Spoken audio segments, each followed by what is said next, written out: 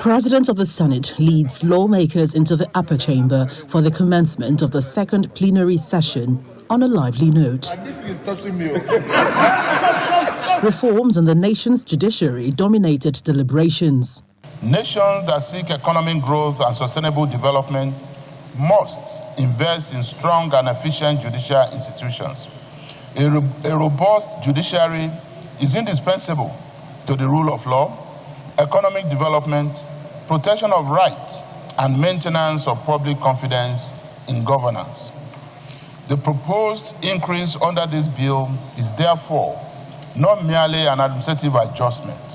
It is a strategic intervention aimed at strengthening the capacity of the Federal High Court to meet the growing demands of a dynamic and rapidly evolving nation. Justice delayed is justice denied. And justice should not only be done, but should be seen manifestly to have been done. There is a need to support this bill that seeks to increase the number of judges in the Federal High Court for quick dispensation of justice in view of expanded jurisdiction. This will also, of course, increase the general output, which will, of course, indirectly or directly, boost the confidence Nigeria has in our court. There is also a need to look at the number of justices we have in our Supreme Court, all geared towards dispensing justice to Nigerians within the shortest possible time. And there is nobody opposed to this. It will help our judicial system, quick dispensation of justice, and also ensure that we decongest the courts as quickly as possible.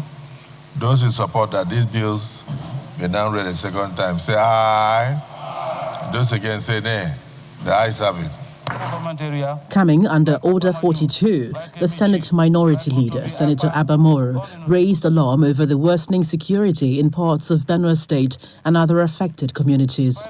He drew attention to the murder of Mr. Ojama Imiye, a public health worker who was reportedly ambushed and beheaded on Monday, June 8, at the Igbobi Road Junction in Ikobi local government area. Benue South Senatorial District is literally under siege. Igbobi Junction is a safe haven for armed herdsmen that frequently ambush road users. The Directorate of State Security Service have been advising that citizens should defend themselves. Can communities defend themselves against heavily armed herdsmen with bare hands? Elsewhere, the Senate concluded screening of Dr. Zainab Mawar, nominee representing the Northeast on the Niger Delta Development Commission Board. However, the committee had just wrapped up when smoke was noticed billowing from an adjoining room.